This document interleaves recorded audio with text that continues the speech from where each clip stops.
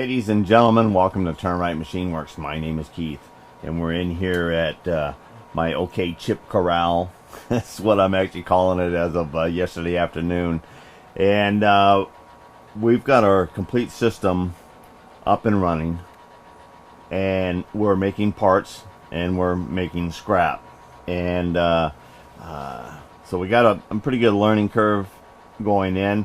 This is a practice part that I just made up. It's a flange shape, and I gave it contour type shapes so that I could test out capabilities of radius in parts and doing profile cutting versus just straight square 2D boxes. And so that's what this part's all about. Now, right now, I have some pretty good bright solid part up there because I've reduced the step overs and step downs from about 40 thousandths to 5 thousandths. This thing's actually running kind of sluggish, and I'm not sure if it's actually going to be able to handle it, but there's turn on my air, turn off my air. See how slow it reacts. Here's turn on the spindle. Starting up. Turn off spindle. Alright, but maybe following the program, it's gonna do it. We'll see. Now the cutouts inside and outside, I kept those at my core setting, so it's only the shaping that I increased to that level of intensity.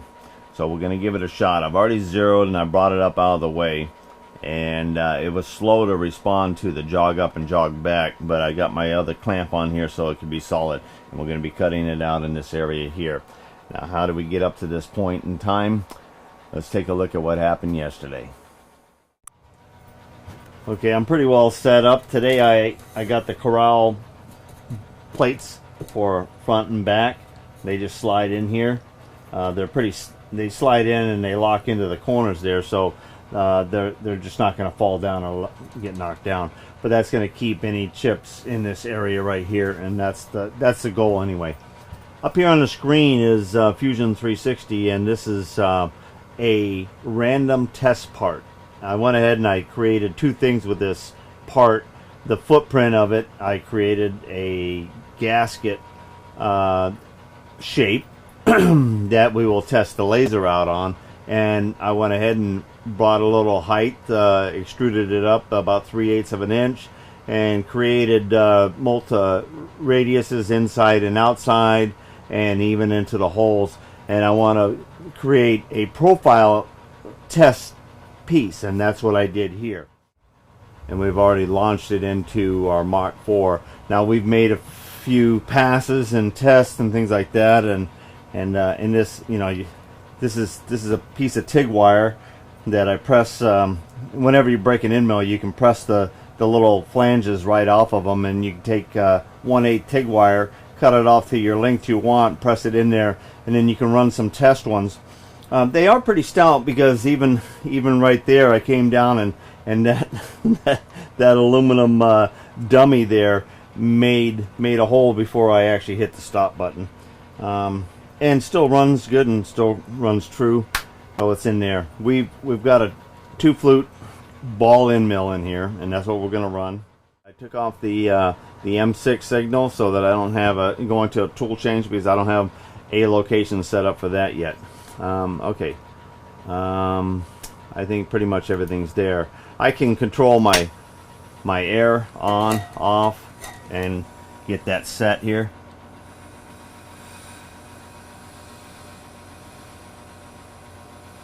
I had it turned down. I don't know how much I'm going to need.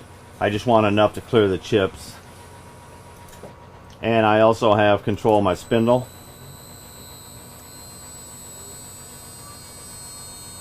That's ramped up. That's going forward. After it stops here, I can also go backwards.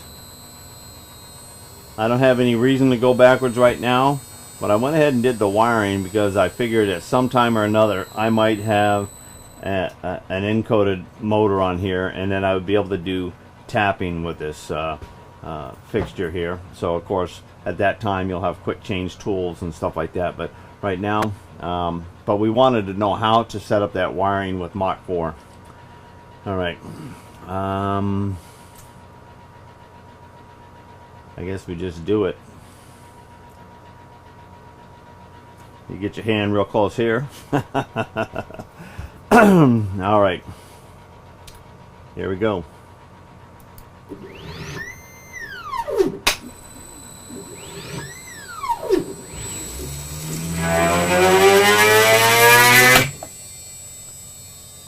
We already know that that's going to be too deep.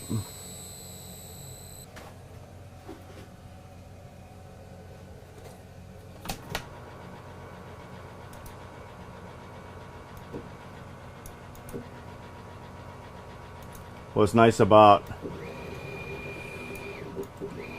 the Mach 4 and the other, I have everything here, jogging controls in here, and I can make it continuous or I can punch it for incremental, which is really kind of cool to set it up on either way. All right, well, we'll bring it back to the 0. All right, here goes test 2.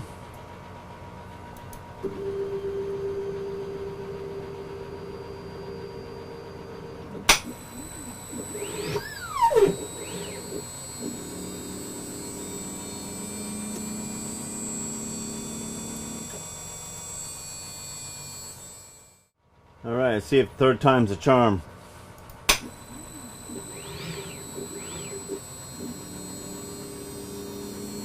All right, I think we got it this time. We know that the profile cutouts were still set high, and that's about what they were. They were set a couple hundred thousandths above material. So we'll bring you in when it gets down there. It took a little while to ramp in. It ramps in and then it comes around. So this one plunge cut here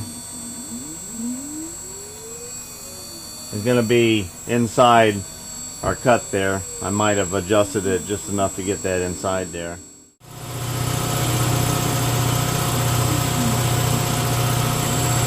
Okay, she's just lightly touching the top now.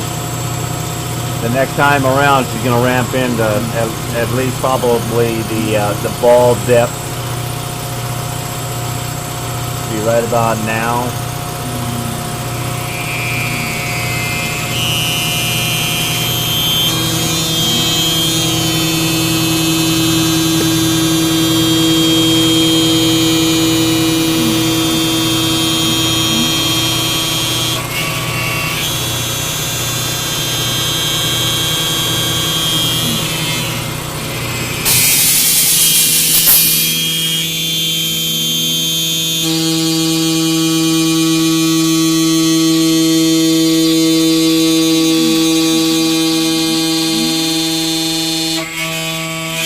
That's going over that hole, that plunge hole.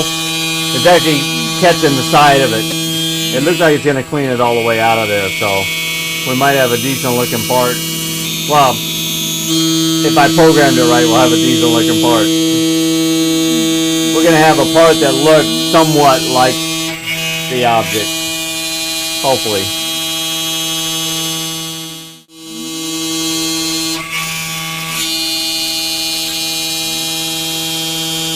Turned up the airflow just a little bit to help keep it clean.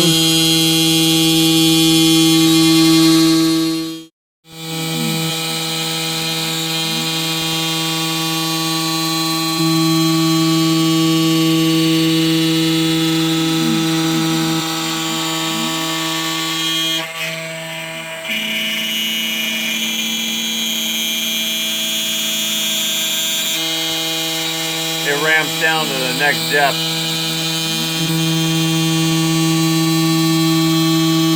Pass around. Then when it gets back to there, it'll ramp once again. Right about now.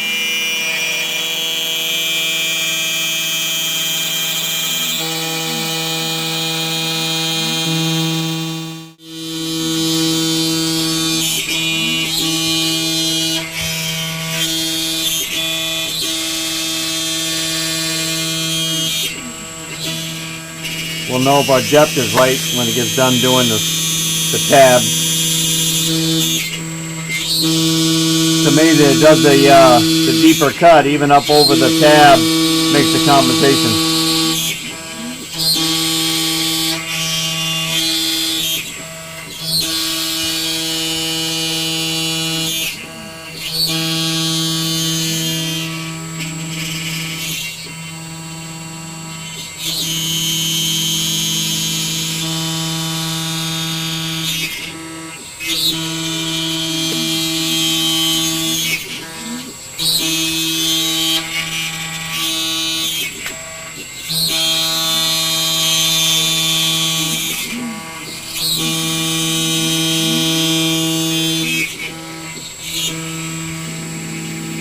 I got an 1/8 of an inch of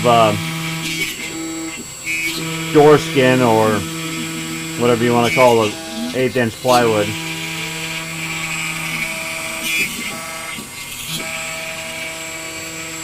I set the tabs at a pretty good height.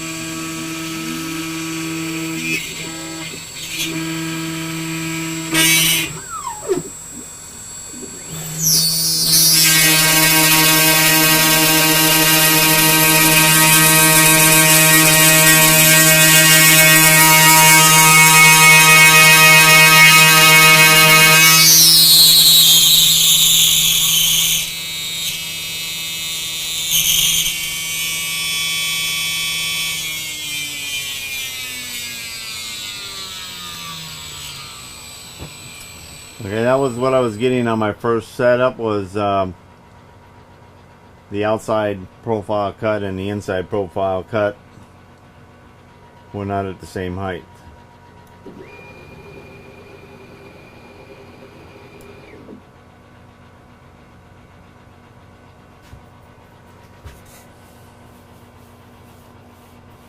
Still in the right shape all at once.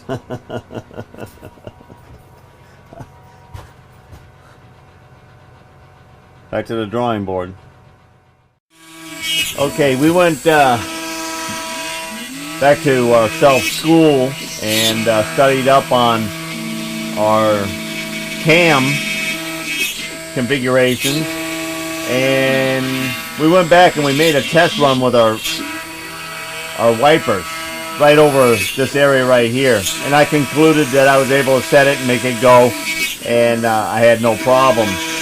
And so we went back and we reset our cam configurations, and we're coming up to that point where it dove in right there. All right, now it's coming in at the right height and it's starting to ramp.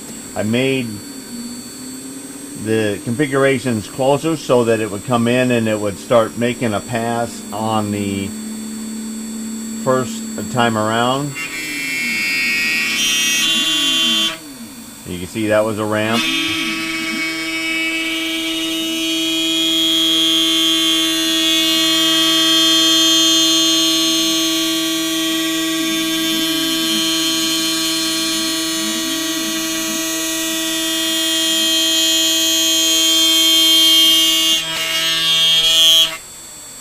The beauty of CNC is it running by itself.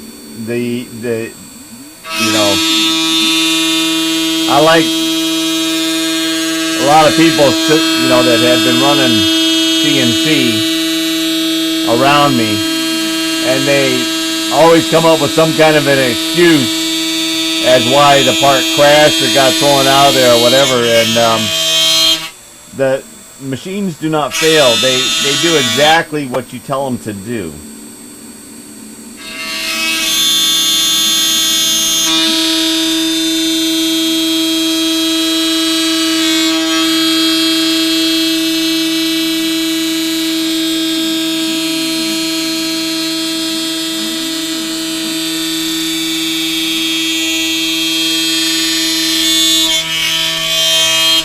I do notice that getting with the program and learning to set up the probe in all three axes will let me come right back in without any error of, or minimal more than I have here. I mean, I'm off about, 1/4 inch in one direction just to get to where I set it up.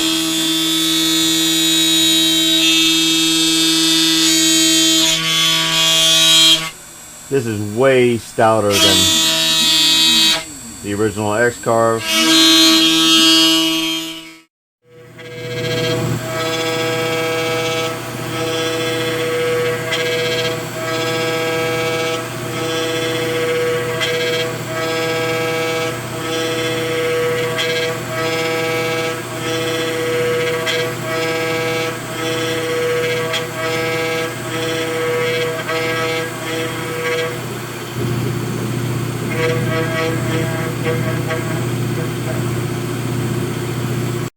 Just a general observation of the air system working. Look at how my part is cleaned out, and then the chips are just around here in the corral. Actually, speaking about corral, I think we're going to actually start laying the stickers along the corral. I think we might start out with Jim's. That's kind of reminding me of the rodeo. Hey Jim, huh? We do it right? I think we got one more of your stickers there. We'll start it off.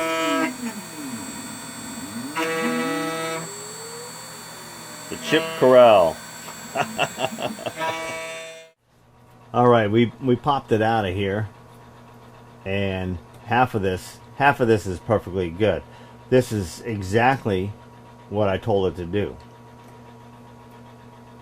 The steps were default settings. I didn't change any of those in there, but I have changed them in the program now. You know, look, I drew it, and I picture nice smooth radiuses. Okay, this is 40 thousandths increments, basically out and down, all the way to get that contour shape in, and even a little bit on the inside.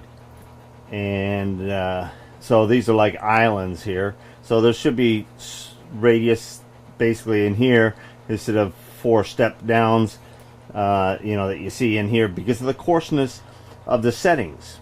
So how smooth can we make it? Well, I don't know if we can go completely like that, because the more passes, the more time it's going to take. How is it feasible or not? Anyway, I punched in the program 5 thousandths out from each other and 5 thousandths in increments of the depth. The inside out and outside profile I have set for what we have, so that those aren't going to take any time. I just wanted to know the profiling, how smooth I can get it, and we're going to compare a 40 thousandths feed visual to a 5 thousandths increment of positions, or step overs and step downs is actually what they refer them to. And so I'm slowly learning the cam part of Fusion 360 to get it to work with my Mach 4. And so this is some fun stuff. This is a treasured piece of scrap. This is high quality. This is good quality Delrin scrap. Hey, you wouldn't want to have low quality scrap, right? Well, I kept it here, and I mean, to use up a 6x6 piece and actually get somewhere, learn something, is well worth the couple bucks for the piece of material. All right, we gotta clean up. Look at this. This is the OK chip corral. So we're gonna vacuum and clean it up, and I think Jim's sticker is gonna go right there. It's gonna be the first lead off. We have a bag full. We can see Bruce Whitman in there and Steve Summers. He actually sent me quite a few, and it looks like we got New York CNC in there. We got quite a few more in here. So if you want your sticker in around the OK chip corral, send it on in. I will send you back a sticker, and I will also send you back, as long as they're lasting, the leftover T-nut slot scrapers from Bar Z Summer Bash. Stan sent me back what wasn't handed out because of the attendance, and I'm going to promote trade-offs with stickers. So get your sticker in, and I'll send you back my stickers and the T-nut slot scraper as long as they last.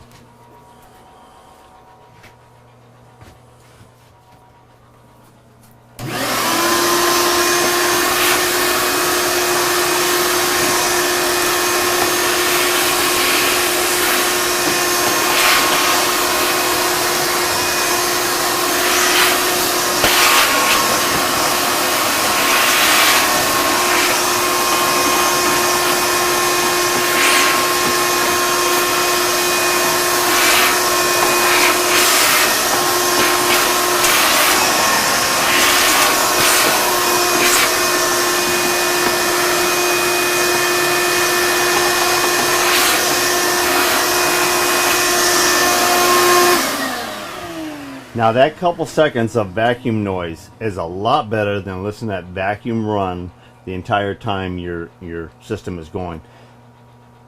I've proven right now with the operation of this scrap part that my air dissipates the chips away from the work area, and I didn't even have any problem when it was taking that full 500,000 sweep right around there. Well, it went from there to there. We're rigid. This thing is proven rigid. Otherwise, that end mill would have broke off. It would have snapped off. I plunged that thing in a couple times here on this thing. It would have broke with the XXX-Carve standard carriage and arrangement, because I've broken enough end mills with the same kind of mistakes.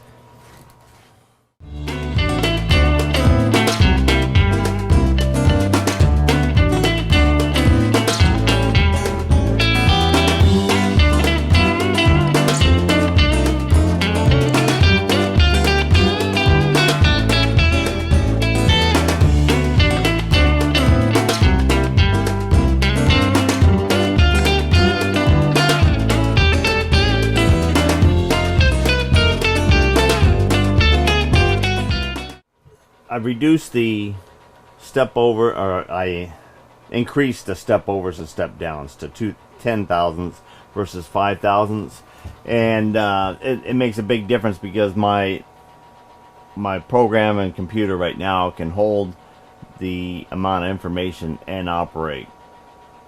Air on, air off, air on, air off. Okay, it's right there. Spindle on, spindle off. Okay, it's immediate.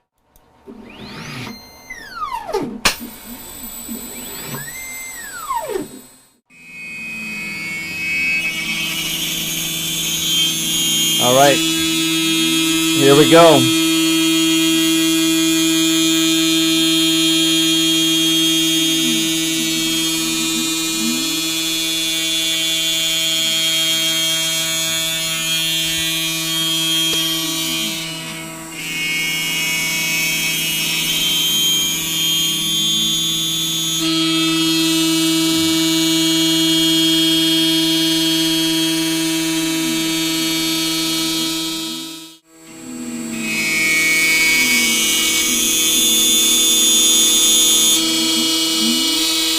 This is where I'm really paying attention to single grooves and how that air affects the chips being blown out of the way. And I'm not seeing any issues of clogging chips or chips being put through a double cut.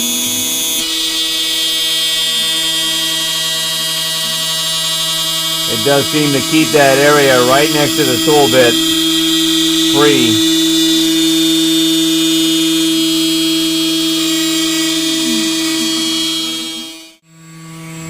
Right now it's cutting the tabs, and that tab height, I gave it enough to hold it, but also when it comes in for profiling that radius, that there's still enough meat there that's going to hold it at that height of the cutter. Also, I gave it a negative depth, so to go down into that 1/8 dummy plate that I have underneath this, so that the straight edge of the end mill would be cutting it square. So the profile is going to be square sided. And the same thing on the inside. What it's cutting right now.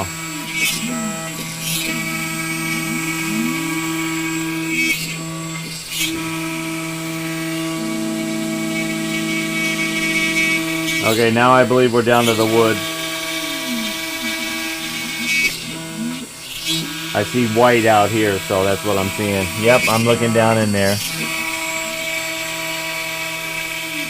Now remember the outside profile before, where we had our second accident right here. Alright, and it looks like it's coming in right at the right height, so it looks like we're doing okay.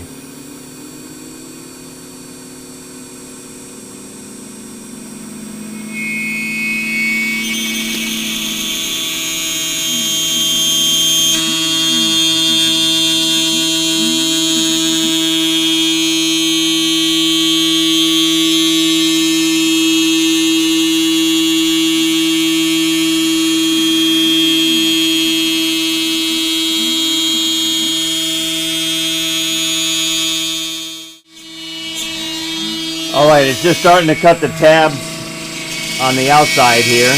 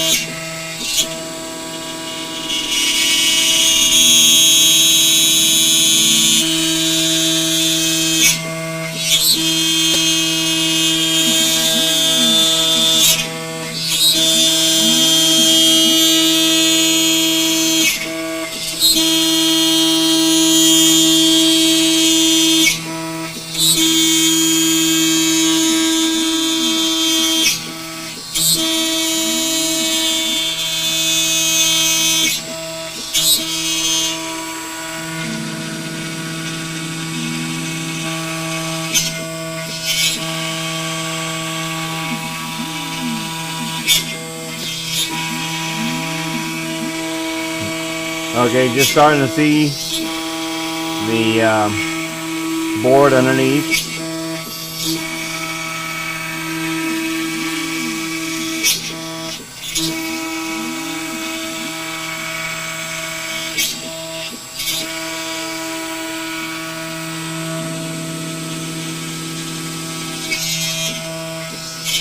This is probably the last pass around here.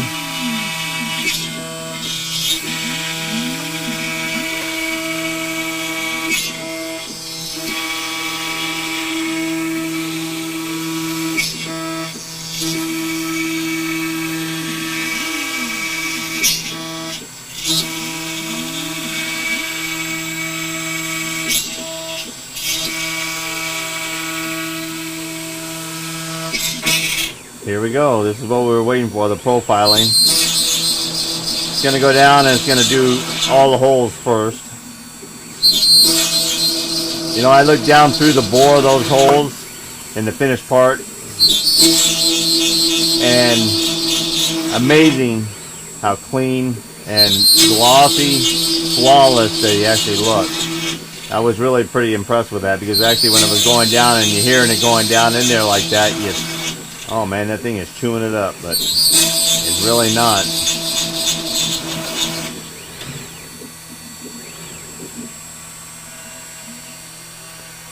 Alright, now this is going to be 10,000 step over, step 10,000s down as this goes.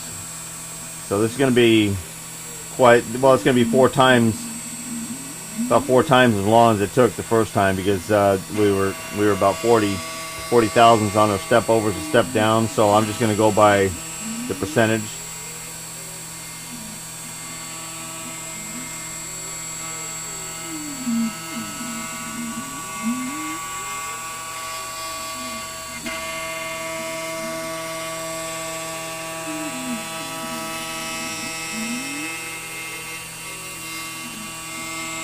This is going to give us a really good perspective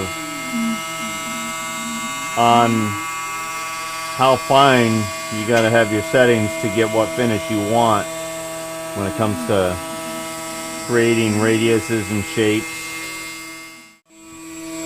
Okay, we're gonna let that run for a little bit because it's just gonna be facing off the top till it gets down to this thickness. It's gonna give us a good idea of the coarseness of this.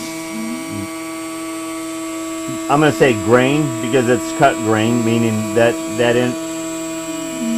bit is creating a grain pattern or step overs across the top of there, and then we'll see the step down affected on the side. It's going to be quite a while before that gets over to where it starts shaping out here, so we'll bring you back in when that happens.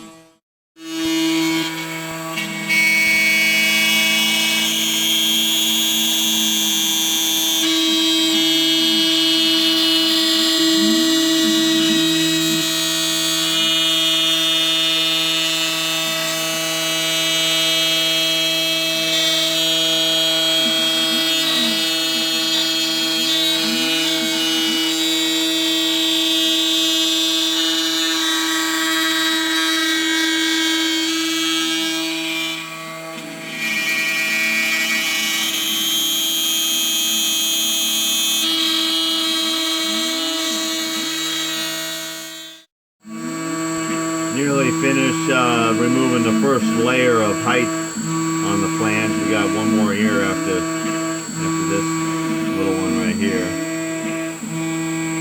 That's already come in pretty darn fine right there.